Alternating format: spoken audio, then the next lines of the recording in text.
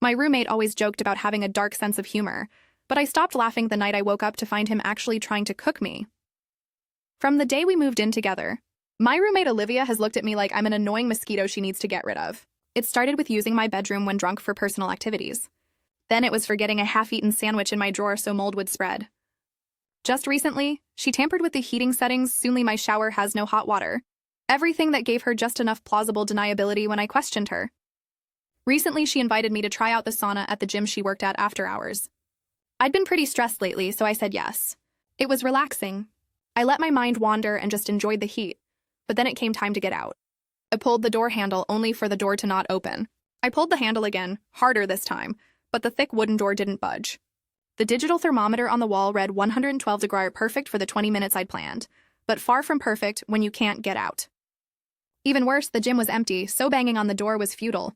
The only person who knew where I was Olivia, but she had left after letting me into the sauna, saying she had to go meet someone, but I could just push the door shut behind me when I left.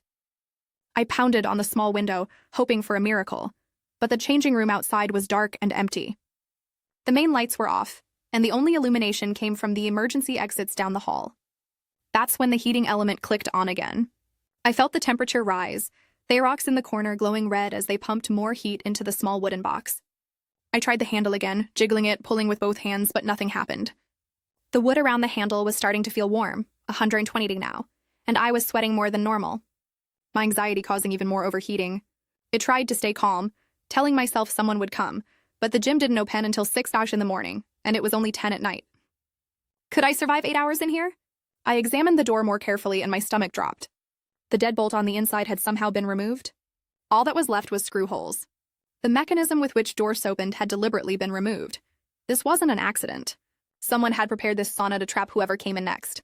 128 and I tried to think, wow, would do this? Olivia instantly came to mind, but this seemed too extreme for a way to get rid of a roommate. I used the wooden bucket to bang on the door, but the sound barely carried in the insulated room. The walls were thick cedar designed to keep heat in, and now they were keeping me in too. My phone was in the locker outside, useless 35 degrees, and I was getting dizzy. I sat on the lower bench where it was marginally cooler but still unbearable. My skin felt like it was burning, and I poured the last of my water bottle over my head. The heating element should have clicked off by now, but it kept running, the rocks glowing brighter, and I realized someone had tampered with the thermostat too. This thing was going to keep heating until it reached maximum temperature or burned out. And I didn't know which would happen first. 142 and I couldn't think straight anymore. Fear burned my lungs when I breathed. It tried kicking the door, but my legs felt weak and the wood was solid, built to last decades. Through the small window, I thought I saw movement. But when I pressed my face to the glass, no one was there. My vision was starting to blur and I knew about heat stroke. How your body stops sweating eventually. How your organs start shutting down one by one. I pressed myself into the corner farthest from the heating element. But there was no escape from the temperature climbing steadily higher. 148 and I could barely stay conscious. I tried to remember if Olivia had seemed strange when she suggested I use the sauna, if she'd watched me go in, or if she'd looked back when she left. I collapsed onto the floor, the wood burning my skin, but I couldn't stand anymore. The thermometer kept climbing. 152, 155. The maximum for this model was 195, and at this rate, it would reach that in less than an hour. Through my fading vision, I saw the heating element glowing like coals. And I tried one more time to reach the door, but my arms wouldn't work right. Everything was shutting down. I couldn't keep my eyes open. I thought about how they'd find me in the morning, how Olivia would act shocked and devastated. The last thing I heard was the heating element clicking on again, the temperature still climbing, and somewhere far away, the sound of footsteps in the changing room. Either someone here to help or checking to make sure the door was still stuck. Requested Reds is on Spotify now. Check out link in the description or comments. The footsteps outside jolted me back from the edge, and I slapped my palm against the small window with everything left in me. A shadow paused in the dark changing room, and I made a sound. Something between a croak and a whisper that barely carried through the thick glass. My vision tunneled down to just that shadow, and my hand pressed flat against the window. A last stubborn push to stay alive. The shadow moved closer, and a face appeared, eyes going wide when they saw me collapsed there. I tried to mouth the word help, but wasn't sure if any sound came out. Eli rattled the handle from outside, and I watched through blurred vision as she yanked harder, her face changing from confusion to alarm. She pulled with both hands, and the door didn't budge, and she pressed close to the glass, saying something I couldn't hear over the blood pounding in my ears. She pulled out her phone, and I heard her voice muffled through the door. Words like trapped and not breathing right and hurry. She ran toward her cleaning cart, and I let my hand slide down the glass, too weak to hold it up anymore. The heat kept pressing in, and the thermometer read 158 now, and I thought, "This is it," she called. "But I won't last until they get here." She came back with Acrobar and wedged it into the doorframe, putting her full weight on it and leveraging against the jammed mechanism. The wood creaked, and she repositioned and tried again, muscles straining under her work shirt. Something gave with a crack, and heat blasted out into the cool changing room, and I pitched forward onto the tile floor. The temperature difference hit my body like a shock, and I couldn't stop shaking, my skin going from burning to freezing in seconds. The cool tile felt like ice against my face, and I just lay there gulping air that didn't sear my lungs. My whole body trembling so hard my teeth chattered. Eli wrapped cold, wet towels around my head and neck, talking rapidly into her phone with the dispatcher still on the line. She kept saying, "My skin was bright red, and I was barely responding, and please hurry." I heard sirens starting somewhere in the distance, and she pressed another cold towel to my forehead. Her hands gentle but urgent. The cool water on my scalp felt like both relief and pain. My overheated body trying to process the temperature change and not doing it well. I managed to whisper, "Thank you," and she squeezed my shoulder, telling me to stay still and help was almost here. The paramedics rushed in and loaded me onto a stretcher, one of them checking my temperature with an ear thermometer, while the other started an IV line in my arm. I mumbled something about the deadbolt being gone, and one paramedic exchanged a look with her partner, the kind of look that said, "This wasn't just an accident." They wrapped me in cooling blankets that felt strange against my burning skin, and I drifted as they wheeled me toward the ambulance, the ceiling lights passing overhead in a blur. Someone asked my name, and I told them, and someone else asked if I knew what day it was, and I wasn't completely sure. In the ambulance, I faded in and out while they monitored my vitals and adjusted the cooling protocol, talking to each other in calm, professional voices about my temperature and blood pressure and heart rate.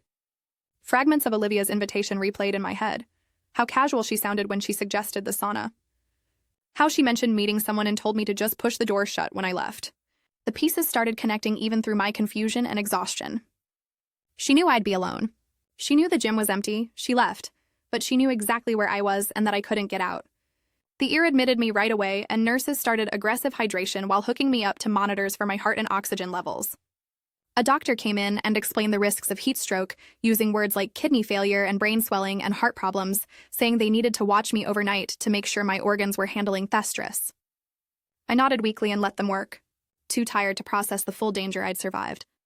They drew blood and checked my pupils and asked me questions about whether I felt confused or nauseous, and I answered as best I could, while machines beeped around me. Around 3 hours in the morning, a police officer came to take an initial report, and I described the invitation, the jammed door, and the missing deadbolt mechanism. He wrote everything down carefully in a small notebook, asking me to repeat certain details and clarify the timeline. When I mentioned the deadbolt was completely removed with just screw holes left, he underlined something in his notes. He said a detective would follow up in the morning and I needed to rest now. I gave him Aaliyah's name as the person who found me, and he nodded, saying her 911 call had already documented the scene and they'd secured the sauna as potential evidence. I texted Celestine before dawn because she was the only person I trusted completely right now. My hands shook, typing out that I was in the hospital and not safe going back to the apartment, and her response came back in seconds, saying she was coming and asking which hospital. The relief of having someone on my side made me cry for the first time since this happened, tears running down my face while Ista read at her messages. She texted that she was getting dressed and would be there in 20 minutes and not to worry about anything else right now. I sent a brief text to Olivia saying I was in the hospital because of the sauna, and her response came back fast, too fast, with shocked emojis and questions about what happened and was I okay. Reading her fake concern made my stomach turn because I knew she was either checking if the trap had worked or building an alibi for when people started asking questions. I didn't respond and turned my phone face down on the hospital bed. My hands still shaking, but now fromanger instead of fear. She did this. Shep landed, and she was sitting somewhere right now pretending to care while knowing exactly what she'd done. A doctor in blue scrubs came in around 7 hours that morning with a tablet showing my test results. She pulled up a stool and explained my kidney numbers looked stressed from the heat, but the fluids they'd been pumping in all night were helping everything recover. She asked if I felt confused or dizzy, and I said no, just tired and sore. She gave me a printed sheet with instructions about drinking lots of water, watching for dark urine or decreased bathroom trips, and absolutely no hot showers or exercise for 2 weeks minimum. I needed to follow up with my regular doctor in 3 days to recheck my kidney function and make sure everything was still improving. She signed the discharge paperwork and said a nurse would be in soon to remove my IV and go over the rest of the instructions. I texted Celestine that they were letting me out, and she responded immediately saying she was already in the parking lot. The nurse came in 20 minutes later and pulled out the IV line, then went through a checklist about warning signs to watch for like extreme fatigue, confusion, or chest pain. She handed me a folder with all my discharge papers and walked me to the exit where Celestine was waiting by the automatic doors. Celestine hugged me carefully like I might break, and I felt tears starting again. She grabbed my bag and helped me into her car, adjusting the seat so I could lean back. I started crying for real once we were moving, and she didn't say anything, just drove and let me get it out. After a few blocks, she reached over and squeezed my hand and said I was staying with her and we'd figure everything else out later. Nodded and wiped my face with my sleeve, too grateful and exhausted to argue or worry about being a burden. At her apartment, she set me up in her spare room with clean sheets and extra pillows, then brought me water and crackers. I finally looked at my phone and saw 6 texts from Olivia spread across the morning asking if I was okay, what the doctor said, if I needed anything. Every message sounded worried and concerned with little heart emojis, and reading them made my stomach hurt because I could only see the fake concern now. I took screenshots of every single message before I responded, saving them to a folder I labeled evidence. Then I sent back a short message saying I was recovering and staying with a friend for a few days. Her response came back in under a minute with more hearts and saying she was so glad I was okay and to let her know if I needed anything at all. I turned my phone face down and closed my eyes. That afternoon, my phone rang with an unknown number, and I almost didn't answer, but something made me pick up. A calm Malavoice introduced himself as Detective Raj Swain and said he was following upon the incident at the gym. He asked if I felt up to giving a full statement, and we scheduled it for the next morning at the police station. His voice was professional and steady, and he mentioned he'd already spoken with Elia and visited the gym to document the scene. Hearing someone official say they were taking this seriously made me feel as crazy for suspecting Olivia had planned the whole thing. That evening, Celestine drove me to the gym so I could get my stuff from the locker. My hands started shaking when we pulled into the parking lot and got worse as we walked through the front doors. Yellow caution tape was stretched across the sauna door in the back hallway, and I had to stop walking when I saw it. The small window where I'd pressed my palm looked dark and empty. And the memory of that heat and thinking I was going 2D hit me so hard I couldn't breathe right. Celestine steadied my arm and asked if I wanted to leave, but I shook my head and kept going to the locker room. Louis Schaffer, the gym manager, was waiting near my locker and started apologizing the second he saw me, saying he couldn't believe this happened in his facility and he was so sorry. He kept talking about safety protocols and how they were reviewing everything, and he'd already pulled all the keycard access logs from that evening for the police. I thanked him quietly and grabbed my gym bag from the locker, checking to make sure my wallet and keys were still inside. We left quickly and I didn't look back at the building, and I had no idea if I'd ever be able to work out there again. The next morning, Celestine drove me to the police station, and Detective Swain met us in Asmal interview room with a recording device on the table. I walked him through everything, starting with the day Olivia and I moved in together, the escalating harassment with my bedroom and the moldy sandwich and the cold shower. Then I described her invitation to try the sauna, how casual she sounded, how she said she had to meet someone, but I could just push the door shut when I left. I explained finding the door jammed and noticing the deadbolt mechanism was completely gone. Just screw holes left and how the temperature kept climbing past when it should have shut off. Detective Swain took notes on a yellow pad and asked specific questions about timing and what Olivia said exactly, and whether I'd documented any of the earlier incidents. Admitted I hadn't because each thing seemed small enough to maybe be an accident, and I kept giving her the benefit of the doubt. He nodded and said that was common in harassment cases, but from now on I should document everything.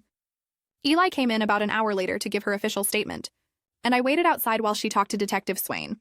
When she came out, she gave me a quick hug and said she told him everything about finding the door jammed and how the handle mechanism looked deliberately messed with when she prayed it open.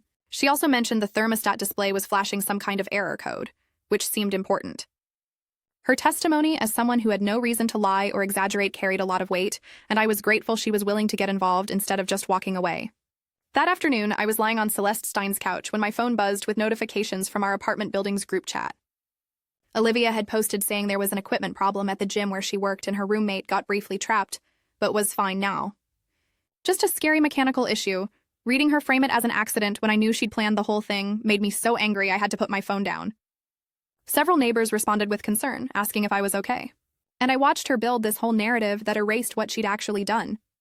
It showed the messages to Celestine and told her I couldn't go back to that apartment while Olivia was still there. She didn't even hesitate before saying I could stay in her spare room as long as I needed. We drove over to the apartment when we knew Olivia would be at work, and I moved fast through the rooms, grabbing clothes and my laptop and anything essential. I wedged a chair under my bedroom door handle just in case she came back early, even though her shift didn't end for 3 more hours. We loaded everything into Celestine's car and left without seeing Olivia. And driving away from that building felt like the first safe breath I'd taken in days. Over the next 2 days, I sit at Celestine's kitchen table with a notebook and write down every incident I can remember. The unauthorized use of my bedroom for personal activities, dates and times when I found evidence. The moldy sandwich hidden in my drawer, the date I discovered it and photographed the mold spreading across my clothes. The shower temperature sabotage. How only my bathroom had no hot water while hers worked fine. Each thing seemed small enough to ignore at the time, just enough room for her to claim it was an accident if I confronted her. But seeing them all listed with dates and details shows a pattern that's impossible to deny. I go back to the apartment when Olivia is at work and photograph the shower controls still jammed on cold, the mold stain still visible in my drawer even after I cleaned it. The physical evidence makes me feel less crazy, like I'm not making this bigger than it is. I call Ruth, our landlord, and explain the situation, asking about options for breaking the lease or getting Olivia removed. She suggests mediation first, and I have to push back, telling her this isn't a roommate disagreement about dishes or noise. This is a safety issue with an active police investigation. She pauses and says she'll review the police report when it's available and consider my options. Her neutral tone frustrates me because I need her to understand the danger. But I document the call anyway with date and time and what she said. Detective Swain calls the next afternoon saying he's collected my hospital records and the text exchange where Olivia invited me to the sauna. He asked me to forward any other relevant messages, and I send him screenshots of her group chat post about the equipment malfunction and her concerned texts from the hospital. Building this paper trail makes me feel as helpless, even though I know legal processes move slowly. He calls back 2 days later with news about the gym's keycard logs. Olivia accessed the sauna area twice that evening. Once when she let me in, and again 20 minutes later after she claimed to leave for her meeting. Detective Swain tells me this timing is significant because it suggests she returned to check if the trap was working. The cold calculation of that makes me feel physically sick, knowing she came back to verify I was still trapped while the temperature climbed, but it also validates that I'm not being paranoid or making connections that aren't there. The maintenance records come next, and they're even worse. The sauna deadbolt was removed the day before my visit, logged under a work order for interior hardware inspection. Detective Swain interviews the maintenance worker who says the order came through their system, but seems strange because nothing was actually wrong with that lock. The premeditation becomes impossible to deny, and I have to sit down when he tells me because my legs feel weak. She planned this at least a day in advance, maybe longer. I need more clothes from the apartment, so I go back one evening during what should be Olivia's work hours. But I run into her in the hallway and she asks if I'm feeling better with this concerned expression that makes my skin crawl.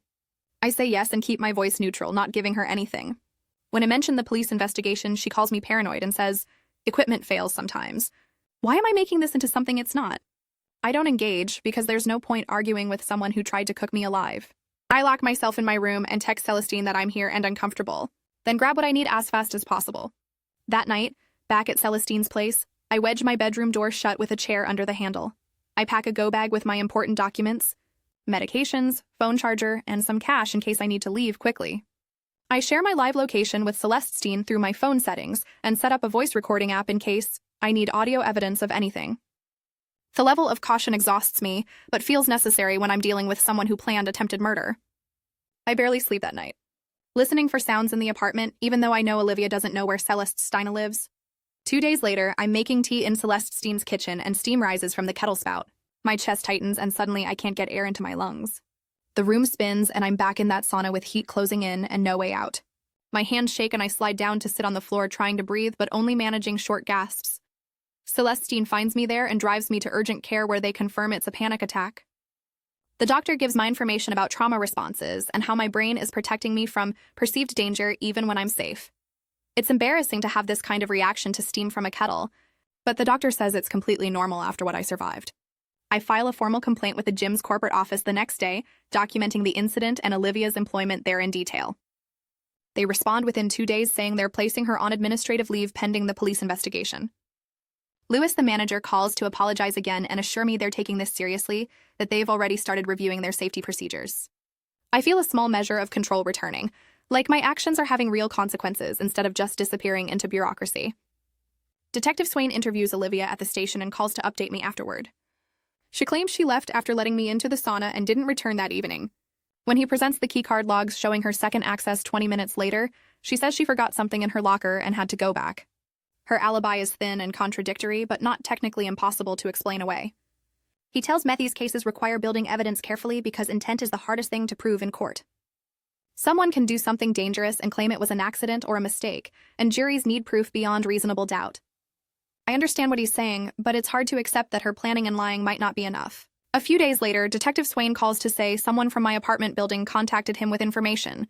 A woman who lives 2 floors down saw Olivia's car in the parking lot late at night on dates that match when my room was used without permission, and when the sandwich appeared in my drawer. The witness kept a mental note because she thought it was odd that Olivia would be coming and going at such strange hours when she supposedly had early work shifts. The timing isn't perfect proof, but it adds another piece to the pattern. And Detective Swain says he's adding it to his file. I'm starting to understand that justice doesn't happen through one big moment, but through lots of small facts that build on each other. The next morning, Detective Swain reviews the gym's hallway security footage and finds something important. The cameras show Olivia walking toward the locker room area twice that evening, and the second time stamp matches her keycard access exactly. She's only visible for a few seconds, but her walk is quick and focused, not the casual pace of someone who forgot their keys or phone. Detective Swain tells me this helps, proves she had opportunity, even if it doesn't show exactly what she did. I ask if we can get footage from inside the locker room, but he says those cameras were off for maintenance that week, which feels too convenient to be an accident. 2 days later, I go back to the apartment during Olivia's work shift to grab more clothes. While I'm there, I remember the thermostat Detective Swain mentioned, and I find it mounted near the sauna equipment storage area. The plastic cover has small pry marks around the edges, like someone used a screwdriver to pop it open. I take photos from multiple angles with my phone, making sure the marks are clear and the timestamp shows. I send everything to Detective Swain immediately, and he responds within an hour saying he'll contact the gym. Top reserve that equipment as evidence, being able to do something active instead of just waiting for updates makes me feel less stuck. That night at Celestine's place, I can't sleep, so I start researching sauna safety standards online.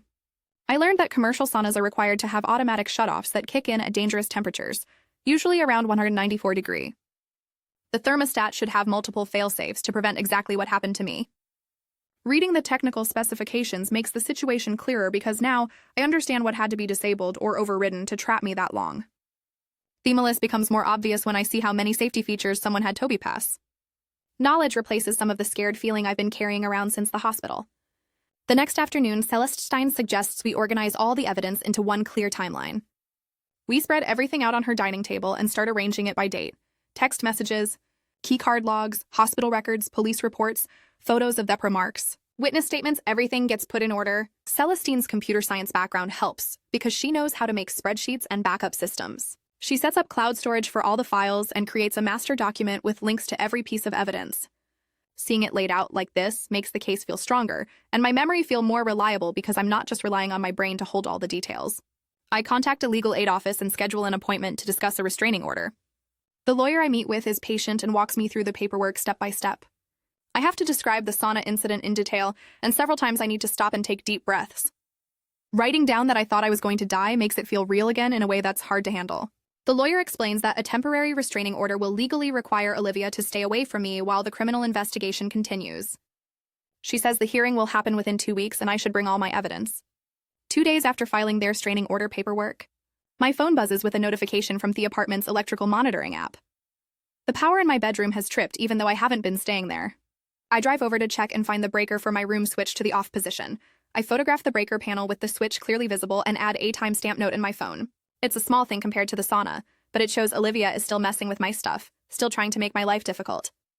I add the photos to my restraining order evidence file and send copies to Detective Swain. A week passes and Detective Swain calls with an update.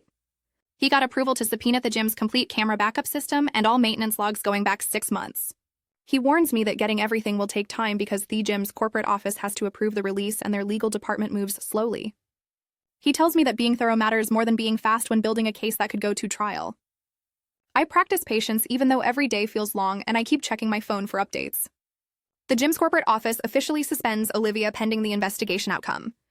That same day, she starts posting on social media about liars and people who make false accusations to get attention. She doesn't name me directly, but anyone who knows the situation would understand who she means. I screenshot every post she makes and send them to Detective Swain and my lawyer. Her in-line behavior shows she's feeling pressure, which is satisfying, but also concerning because I don't know how desperate or angry she might get. Their restraining order hearing date arrives, and I dress carefully, wanting to look put together and credible. Olivia shows up with her own lawyer, who argues there's no proven threat, and that equipment malfunctions happen. My legal aid lawyer presents the evidence timeline with all the documentation we organized. She shows the pattern of harassment, the keycard logs, the witness statement, the photos of Primarks, everything arranged to tell a clear story. The judge reviews the materials and asks Olivia's lawyers several questions about the second keycard access and the removed deadbolt. After 20 minutes of back and forth, the judge grants a temporary restraining order requiring Olivia to stay at least 100 yards away from me and have no contact of any kind. Olivia stares at me from across the courtroom with pure anger in her eyes, but she doesn't say anything. I feel relief that there's no legal barrier between us, but I also feel aware that this might make her even more mad, and I don't know what she'll do with that anger. The next afternoon, Ruth calls while I'm organizing files at Celeste Steen's place. She says their restraining order changes things, and with an active criminal investigation, both of us should plan to move when the lease ends in 2 months. Her voice is apologetic, but firm, and I understand her position even though it means more disruption. I tell her that's fair, and we agree I'll be out by the end date without penalties. After hanging up, I open apartment search websites and start filtering for studios I can afford alone. The prices make me dubious, but having my own space with locks only, I control feels worth stretching my budget. I bookmark 3 possibilities and schedule viewings for the weekend, taking small concrete steps toward rebuilding. My follow-up doctor appointment happens 3 days later, and she reviews my latest blood work carefully.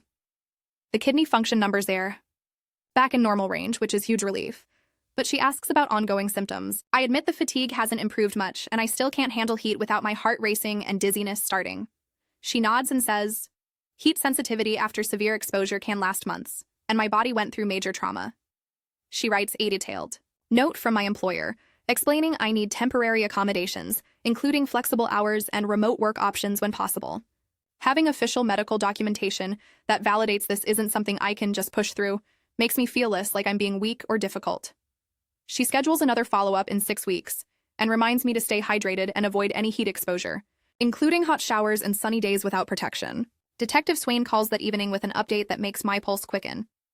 The gym's tool checkout logs show Olivia signed out a maintenance toolkit on the afternoon before the incident, right around the time the deadbolt removal was logged in the system. His voice carries quiet satisfaction when he explains this, connects her directly to both the means and the timing. I feel my anger finding a clearer direction as the evidence stops being circumstantial and starts being concrete. She didn't just have access to the sauna. She deliberately checked out the exact tools needed to remove the deadbolt, and she did it the day before inviting me. The planning becomes impossible to deny, and I thank him for the update, my hands shaking slightly as I write down the details. 2 days. Later, he calls again, and this time, his tone is even more satisfied. The IT department restored a deleted maintenance note from the gym system that ties the deadbolt removal work order directly to Olivia's employee ID number. Someone tried to erase the digital trail, but the backup system kept everything, and the timestamp matches exactly when she had the toolkit signed out. Detective Swain says, this is significant because it shows consciousness of guilt that she knew what she did was wrong and tried to cover it up. I allow myself to feel grim satisfaction that her planning wasn't as thorough as she thought. She left digital, footprints everywhere, and the gym's backup systems caught all of it. He tells me he's bringing her in for a second interview now that he has this accumulated evidence, and I should expect to hear from him afterward. The call comes late that same night, and Detective Swain sounds tired but grimly satisfied. He brought Olivia in and confronted her with everything. The keycard logs, the tool checkout, the deleted work order, the thermostat tampering evidence. She broke down after about an hour and admitted to removing the deadbolt and tampering with the thermostat, but tried to frame it as a test that went wrong. She claimed she wanted to see how long I'd stay calm in a stressful situation and didn't intend real harm, that she was going to come back and let me out. Her attempt to minimize attempted murder as some kind of prank gone bad makes me feel physically ill. Detective Swain says her story doesn't hold up because she accessed the sauna area and then left the building entirely according to her car's exit from the parking garage. There's no evidence she planned her turn and plenty of evidence she set a trap and walked away. I thank him and sit in Celeste Stein's spare room feeling validated and disgusted at the same time. Celestine finds me there an hour later, and I tell her about Olivia's confession. She immediately says I need to move out of the shared apartment now, not wait until the lease ends in 2 months. I start to argue that I can't avoid Olivia for 8 more weeks, but she cuts me off and points out their restraining order only works if Olivia follows it. And we already know she's willing to hurt me. Her directness breaks through my resistance, and I finally agree. She helps me call Ruth and coordinate retrieving my remaining belongings with a police standby present. Ruth approves it immediately given the circumstances, and we schedule it for 2 days out when an officer can better. The prospect of going back to that apartment makes my stomach tight, but knowing I'll have legal protection and Celestine with me makes it bearable. The police standby happens on a gray Saturday morning, and the officer meets us outside the building. He's professional and calm and explains he'll ensure no contact between us while I gather my things. We go up together and he knocks on the apartment door to inform Olivia that I'm retrieving my belongings with police present. I hear her voice respond from inside but can't make out words. The officer nods to me and I unlock the door with my key, moving quickly to my room while he positions himself in the hallway. I pack efficiently, taking only what's definitely mine and leaving anything shared or questionable behind. Celestine helps carry boxes, and within 90 minutes, we have everything loaded in her car. I leave my keys on the kitchen counter and walk out without looking back at the closed door to Olivia's room. The officer follows us down and waits until we drive away. Walking out with my last box feels like closing a chapter, and I'm grateful for the legal protection that made this possible without confrontation. The next week, Detective Swain calls to say, the district attorney is reviewing the complete evidence file and considering what charges to file. He explains they're weighing reckless endangerment versus attempted assault, and the challenge is proving intent for the more serious charges. Reckless endangerment is easier to prove because it only requires showing she created serious risk of injury. But attempted assault requires proving she specifically intended to hurt me. I listen carefully as he walks me through the legal reality that often involves compromise between what actually happened and what can be proven beyond reasonable doubt in court. The distinction frustrates me because I know she meant to hurt me, but I understand. The prosecutor needs evidence that convinces 12 strangers. He says the DAS should make a decision within a few weeks and he'll keep me updated. 3 days later, my phone buzzes with a text from Olivia and my stomach drops when I open it. The message references timing someone's panic and watching temperature climb and mentions hoping the test would work. I read it twice before realizing this wasn't meant for me. She sent it to the wrong person. My hands shake as I immediately screenshot the text with the timestamp visible and forward it to Detective Swain and my legal aid lawyer with a brief explanation. Her own words admitting to monitoring my distress might be the clearest evidence of intent we have. She realizes her mistake within minutes and sends a flurry of messages, saying her phone was hacked and that text wasn't from her. But the damage is done, and her panicked backtracking only makes it more obvious. I don't respond to any of her messages and let my lawyer and Detective Swain handle it. The misdirected text changes everything, and Detective Swain calls the next morning to say the DA is moving forward, based on the accumulated evidence, including Olivia's own words about timing my panic and watching the temperature. They're filing charges for reckless endangerment and criminal tampering with safety equipment. The tampering charge is a felony because she deliberately disabled safety mechanisms in a way that created serious risk. He tells me she'll be arrested within the next day or two and released on bail with conditions, including maintaining the restraining order and surrendering her gym employment immediately. I feel relief mixed with awareness that this is just the beginning of a legal process that could take months. The arrest brings official consequences, but the court case still has to happen, and I know from Detective Swain's explanations that trials can drag on. Still, knowing she'll face a judge and formal charges makes me feel like the system is finally catching up to what she did.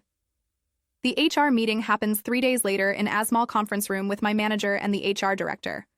I bring the hospital, discharge papers, the doctor's note about heat sensitivity and fatigue, and a copy of the restraining order. They review everything carefully and ask questions about what accommodations would help me stay productive. I explain I need flexible start times because his sleep is unpredictable right now, and the option to work from home when I'm having bad days with the anxiety. They approve both requests for the next month with a plan to reassess after that. My manager adds that my work has been solid and they want to support me through this, which makes me feel less like my entire existence revolves around what Olivia did. Having official workplace backing helps me separate this crisis from every other part of my life. Ruth calls the next afternoon saying she reviewed their restraining order paperwork and criminal charges. She releases me from the lease-breaking penalties entirely, explaining that the documented safety threat justifies early termination. I drive over to sign the papers, and she wishes me well, mentioning she'll be more careful with tenant screening going forward. The financial relief hits immediately because I was dreading that penalty on top of medical bills and new apartment costs. Knowing I can put that money toward a security deposit instead of paying to escape danger feels like one practical problem solved. Ruth seems genuinely concerned and apologizes for not catching the harassment pattern earlier. And I appreciate the acknowledgement even though it doesn't change what happened. Lewis from the gym emails asking if I'd be willing to consult on new safety protocols they're developing. He explains they want panic buttons installed in all enclosed spaces, mandatory buddy systems for after-hours access, and override limits and heating equipment that prevent tampering. Reading his message brings up complicated feelings because I don't want to go back there. But I also don't want someone else trapped the way I was. I respond agreeing to one meeting because preventing future incidents matters more than my discomfort. We schedule it for the following week at a coffee shop nowhere near the gym, and I appreciate that he's not asking me to return to the actual building. My legal aid lawyer calls with news that Olivia's attorney wants to discuss a plea deal. They're offering guilty to misdemeanor reckless endangerment with 2 years probation and mandated counseling in exchange for dropping the felony tampering charge. My lawyer explains this means guaranteed consequences versus the uncertainty of trial, where a jury might not convict on the more serious charge. I ask what happens if we go to trial and lose, and she's honest that Olivia could walk away with nothing. The reality of legal strategy versus justice frustrates me because I know she deliberately tried to hurt me. But proving that beyond reasonable doubt to 12 strangers is different from knowing it myself. I tell my lawyer I need time to think about it, and she says to take a few days, but not too long because the offer won't stay open forever. I meet Celestine for dinner and lay out the plea deal options. She listens to the whole explanation and then asks what I actually want from this process. I realize I want Olivia to face real consequences and get help so she doesn't hurt someone else, but I don't need her in prison to feel safe. Celestine points out that guaranteed probation with mandatory counseling achieves both those goals while trial risks getting nothing. My lawyer calls back the next day and I tell her I'll accept the plea deal. She says the sentencing hearing will happen in 2 weeks, and I can read a victim impact statement if I want to. I spend the next several days writing and rewriting what I want to say, trying to capture the fear and ongoing trauma without sounding overly dramatic or vengeful. The sentencing hearing takes place in Asmal courtroom with just the judge, lawyers, Olivia, and a few observers. Is it in the front row and my hands shake when they call me forward to read my statement. I talk about the terror of being trapped with the temperature climbing, the physical injuries that required hospitalization, and the betrayal of someone I lived with deliberately putting me in danger. My voice wavers, but I get through it without crying, describing the ongoing anxiety around heat and enclosed spaces and how the harassment pattern showed escalating hostility. I keep it under 2 minutes like my lawyer advised, and return to my seat without looking at Olivia. The judge thanks me and asks Olivia if she has anything to say, and she offers a brief apology that sounds rehearsed. The judge accepts the plea agreement and sentences Olivia to 2 years probation, 200 hours community service, mandatory anger management and mental health counseling, and continuation of the restraining order for the full probation period. He emphasizes that any violation will result in immediate jail time and revocation of the plea deal. It's not prison, but it's real consequences with required intervention, and I leave the courthouse feeling bittersweet acceptance that this is as close to justice as the system provides. Celeste Stein meets me outside and we sit on a bench for a while without talking, just processing that this chapter is officially closed even if the recovery continues. Some friends drift away over the following weeks, either uncomfortable with the intensity or unsure who to believe despite the conviction. A few others reach out to apologize for not taking the earlier harassment seriously, saying they thought I was overreacting to roommate friction. I'm learning to be more selective about my circle and appreciate the people who showed up when it mattered. Celestine never wavered. Ellie followed through with testimony even though she barely knew me, and a handful of other friends checked in consistently. Those are the relationships I'm investing in now, and I'm okay letting the uncertain ones fade. I move into my new studio apartment the first weekend of the next month. It's small, but it's mine alone. And I spend the first week installing good locks on the door and windows, setting up a doorbell camera, and adding window alarms. The security measures feel necessary rather than paranoid. And I establish routines that make the space feel predictable and safe. Cooking dinner in my own kitchen without worrying about sabotage or hostile energy becomes a quiet victory. I arrange my furniture to maximize the natural light and create clear sightlines to both entrances. Every choice is mine, and that autonomy matters after months of navigating someone else's hostility.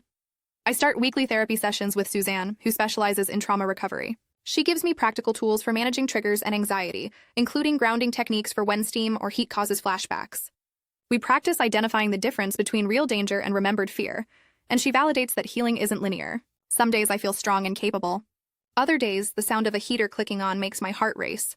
Suzanne helps me track progress over weeks rather than days, and having professional support makes the hard moments feel more manageable. She also works with me on boundary setting and recognizing warning signs in relationships, skills I clearly needed before all this happened. Aaliyah texts asking how I'm doing, and we agree to meet for coffee near the gym. I thank her properly for saving my life, and she says she was just doing what anyone should do, but we both know that's not true. Most people would have walked past the sauna or assumed the door was supposed to be closed. Her willingness to investigate and then follow through with calling for help and giving testimony made everything else possible. I tell her she's genuinely a hero in mystery, and she looks uncomfortable with the label, but accepts my gratitude. We talk for an hour about her work in my new apartment. Normal conversation that feels healing in its ordinariness. She mentions she's been more vigilant about checking equipment and spaces at work since that night. And I'm glad something positive came from her experience, too. Months after the incident, a thick envelope arrives from the probation department with official stamps across the front.